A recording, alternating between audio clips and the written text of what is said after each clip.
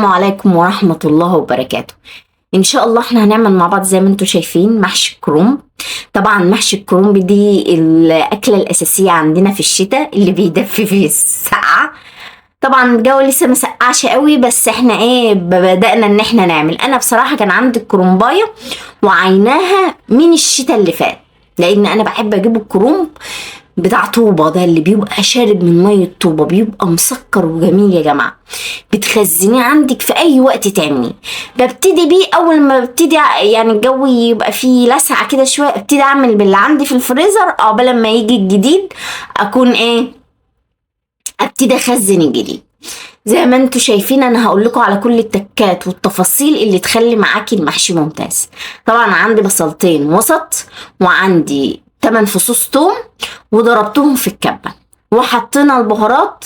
ان شاء الله هكتب لكم البهارات في صندوق الوصف. طبعا هي معلقه بهارات لحمه وكزبره وفلفل وشويه كمون والملح طبعا اساسي.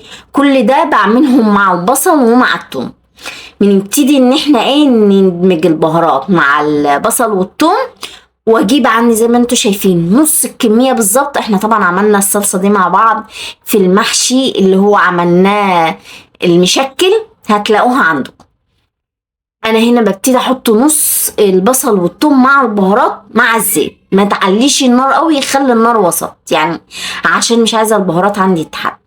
وعندي طبعا الطماطم لسه عصراها وحطيتها على البهارات والبصل عندي. خدي بالك البهارات ما تتحرقش، انا بس بديلها تشويحه كده على النار. اول لما تشم ان الريحه بدات كده تملى البيت وكله يعرف ان انت بداتي في الصلصه بتاعت المحشي، حطي الطماطم بتاعتك عشان ما تتحرقش البهارات. ببتدي ان انا اقلب كويس قوي عشان لو في حاجه لازقه او كده تطلع في الصلصه. تمام. وبحاول اقيم. طبعا انا هعمل كميه محترمه فزودت الطماطم.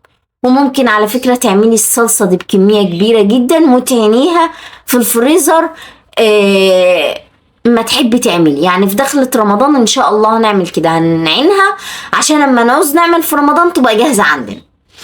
طبعا حطيت رشة السكر يا جماعة لان الطماطم طلعت ميزيزة طبعا، ولازم الطماطم يتحط معاها رشة السكر. وعندي بقيت طبعا البصل والثوم اللي انا عملته في الاول، ببتدي ان انا احطه على الطماطم بتاعتي بعد ما تدي غلوه كده واحده بس، او محطه الطماطم النص الخليط بتاعي بتاع البصل والثوم. ببتدي ان انا اقلبهم مع بعض طبعا عشان يندمج كله مع بعضه. وابتدي ان انا اسيبهم بقى طبعا يسبكوا زي ما هم عايزين براحتهم.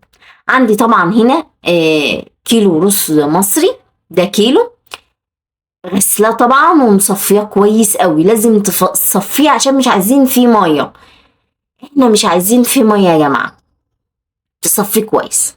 وعندي هنا الصلصه طبعا بتاعتي. انا يعني بعمل قبلها بيوم الصلصه، وابتدي ان انا احشي، وساعات احشيهم وعينهم في التلاجة وتاني يوم احطهم على النار.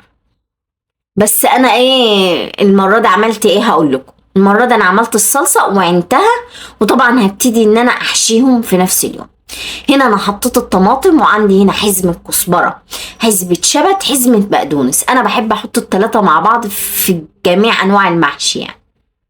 بتقلبيهم كويس مع بعض جدا جدا. والخلطه دي بتسيبيها ساعتين. يعني في ناس بتحب تحشي على طول، لو انت هتحشي على طول يبقى هتسويه تاني يوم بكره. لكن لو انت يعني هتسويه في نفس اليوم، يبقى تفضل ان الخلطه دي تقعدها ساعتين. شايفين الميه اللي طلعت دي؟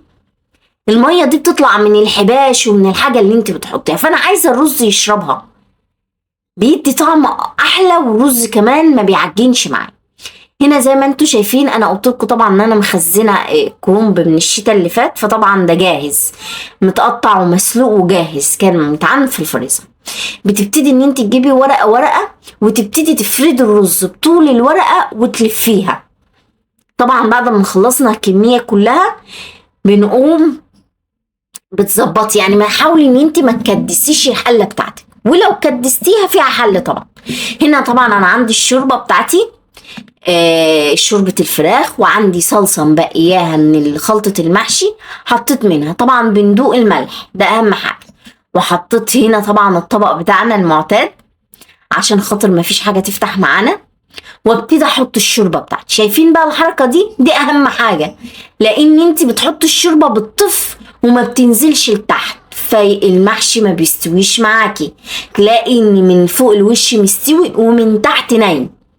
فيا جماعة ناخد بالنا من الموضوع دي، لازم الحلة تهزيها كويس جدا جدا جدا معاكي، بحيث ان الشوربة تنزل تحت.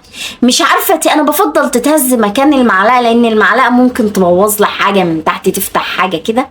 بفضل ان انا ارزعها رزعتين كده، الشوربة هتنزل.